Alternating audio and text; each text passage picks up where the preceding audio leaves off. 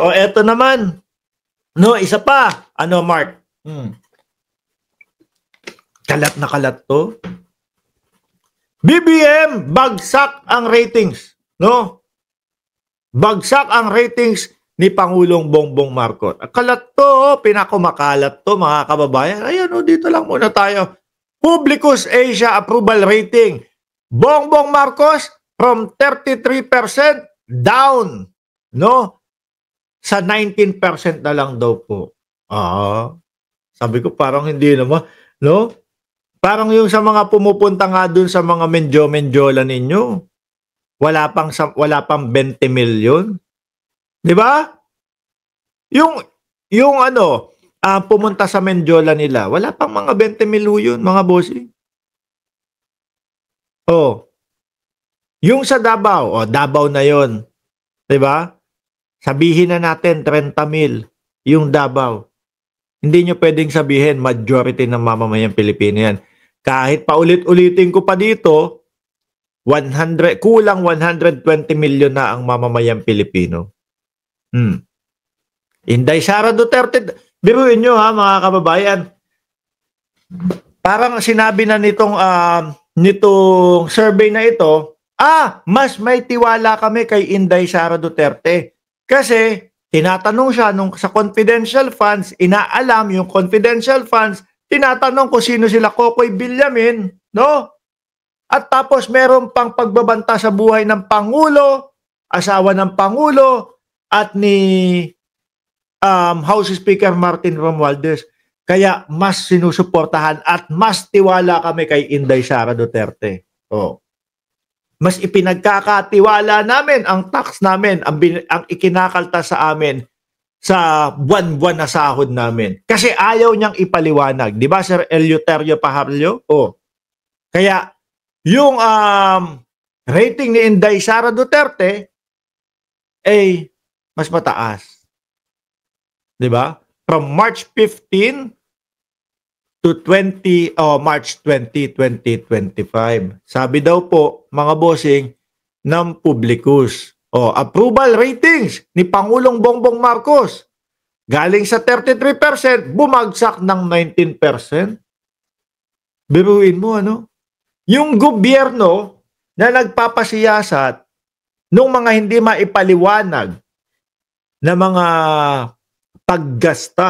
paggasto sa pondo ng bayan, yun pa yung bumagsak yung percentage, mga bossing. Kung tiwala ng taong bayan o approval ng taong bayan. At kung sino pa yung mga may tinatanong sa kanila at ayaw magsumagot, ayaw ipaliwanag at sila pa yung tumaas, mga kababayan. Ang lupit, ano? Ang sarap paniwalaan. Pagka inalam mo pala yung founder nito, mga bossing, siya pala, no? Founder, CEO, Publicus Asia. Alam na this, mga bossing. Alam na this. Tayo pa ba paiikot-ikutin? Tatanong pa ba, Mark, sino po ba yan? Di ba? Alam naman natin kung ano yung mga sinasabi niyan. Sa mga interview, doon sa mga pagkapanayam niyan, doon sa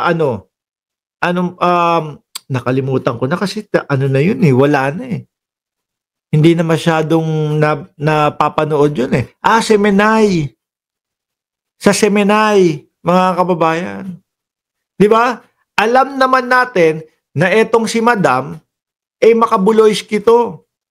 Alam naman natin, mga kababayan, na si Madam, maka-Duterte yan. Naku, sino kaya nagsulat nito? Malu Tequia, fake news peddler. Hindi ko lang alam kung saan galing to. Ano? Sabi ni Malu Tequia, this is not a fake news. Courtesy facts. Let me tell. Tapos, na-fact check ng Verifile. This is fake. Trump has yet to release any statement related to the arrest of Duterte and his... wala naman sinabi. Ano ba yung pinost niya dito? No? Let me tell you po, sabi niya dito, pinost niya, this is not fake news. Courtesy of Fox News Media. No? Let me tell you, folks, no, I don't admire a lot of people. Very few believe me, but one of the leader I truly respect is the former president, si Duterte, no? During my time in office, he showed incredible, kaya pala yung mga ano nila, US visa, lalo na si Bato, dismissed, no? Na-cancel ang US visa ni Bato de la Rosa, kaya pala, hinahangaan pala sila ni Trump. During my time in office, he showed incredible love for his country. He fought hard. He stood strong. Ano ang sabi? Sabi ng Vera file, no? This is fake. Trump has yet to release any statement related to the arrest of Duterte and his subsequent detention in The Hague. Netherlands. Ayan, fake.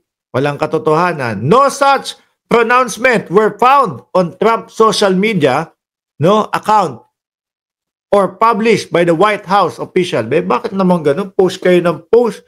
No, kung totoo man na ipinost to ni Malutikia, mga kababayan, wag naman pati peke ipopost. 'Di ba? Para lang mapaniwala yung inyong mga manonood o yung inyong mga taga-subaybay. Ay nako naman. No, ano ba naman yun? Lugi naman sa inyo yung mga taga-subaybay nyo, kawawa naman sa inyo, no? Tapos susugod yung mga taga-subaybay nila dito. Mark, lagot ka! Pati si BBM. Sabi ko, bakit? Si Trump nagsalita na. Mapapahiya kasi alam natin kung ano yung katotohanan. Na wala naman palang katotohanan yung ganito. Kung babalik tayo dito, mga boss chief amo, sir, paniwalaan ba to? No? 19% bumaba. Sabihin na nating approval o trust rating, bumaba ang tiwala ng mamamayang Pilipino doon sa gobyerno ni Bongbong Marcos dahil iniimbestigahan yung vice-presidente na si Inday Sara Duterte. May itinatanong kay Inday Sara Duterte at si Duterte naman umiiwas na sagutin yung mga katanungan. Bravo! Tugman-tugma, mga kababayan, ano? Sorry, ang hirap paniwalaan, ha? Hindi kami uto-uto. Ina-analyze namin lahat. 'Di ba? Hindi kami kagaya ng mga DDS na, putek, ayan. Tingnan nyo, dahil hinuli, alam nyo, yun lang yung sasabihin ng mga DDS. Bakit? Ayan, tingnan nyo, kasi hinuli, pinaaresto, dinala sa ICC ang dating Pangulong Duterte. Ayan, bumagsak ang rating ni BBM. Tumaas si Inday Sara Duterte. Ibang klase kayo, no? Yun lang ang panghahawakan nila, mga kababayan. Ikakalat na nila yun. Yung ano mo nga, presidente mo nga, bagsak ang ratings ganun na yan. Diba? Sabi ni KWSTR, OFW, wag mag-remittance. Importante na i-remit na si Digong sa ICC. Ay, nako po. No? Bawas-bawasan natin yung fake news. Kawawa yung mga kababayan natin. No? Ito, malabo yan. Mahirap paniwalaan. Tapos, ang founder pala, yung si Malutikia. Paano yan? No? Alam naman natin na kung nasan ang killing nito Alam naman natin na nakakiling to kay dating Pangulong Duterte. Nakakiling to sa mga Duterte at nakakiling to kay Buloyski. Sorry, ma'am. Mahirap paniwalaan, no?